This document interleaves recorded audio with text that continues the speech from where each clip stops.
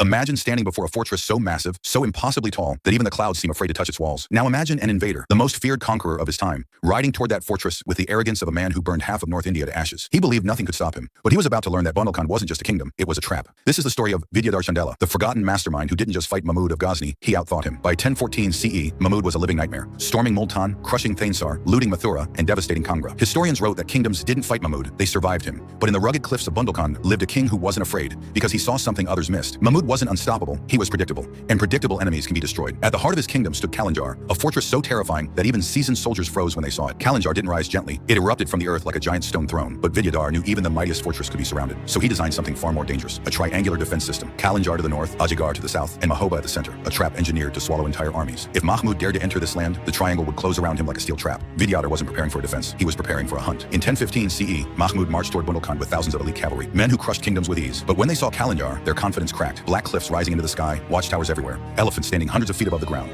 For the first time in years, his men hesitated. But Mahmud didn't. What he didn't know was that the real threat wasn't the fortress in front of him, but the forest around him. As his soldiers stepped inside the Bundelkhand jungle, everything went silent. Then it began. A single sound slicing through the silence. The first arrow, one arrow, then another, then 10 more. The Chandela archers attacked like ghosts, striking, vanishing, striking again. Mahmud's men fired back, but they hit nothing. The enemy was everywhere and nowhere. Their supply lines were destroyed. Their food vanished. Even their scouts disappeared. Horses panicked at every sound. At night, soldiers swore, the forest whispered. Meanwhile, Vidyadhar watched calmly. His trap was working perfectly. Mahmud's commanders realized something terrifying. Every route they took was a choke point. If Mahmud moved north, Kalinjar's archers hit them. South, Ajaygarh's warriors blocked them with elephants. If he tried to escape, Mahoba's outposts cut him off. Mahmud had walked into a world engineered to break him. Frustrated and desperate, he tried to push forward, toward Kalinjar itself. He tried to assault Kalinjar directly, and that was a mistake. Kalinjar's cliffs were not walls, they were vertical death traps. His siege towers couldn't reach. His cavalry couldn't climb. His weapons were useless. His soldiers couldn't breathe under the rain of arrows and boulders. Mahmud, the terror of India, stood powerless beneath a fortress that didn't just resist him, it mocked him. And then the unthinkable happened. He retreated. The undefeated conqueror fled Bundelkhand without victory, without loot, without glory. From the ramparts of Kalinjar, Vidyadhar watched his enemy flee, exactly as he had planned. But Mahmud's humiliation didn't end there, because he couldn't accept defeat. A few years later, he returned with new plans, new routes, and new fury. He thought if he avoided the fortress, he could crush Vidyadhar from the plain.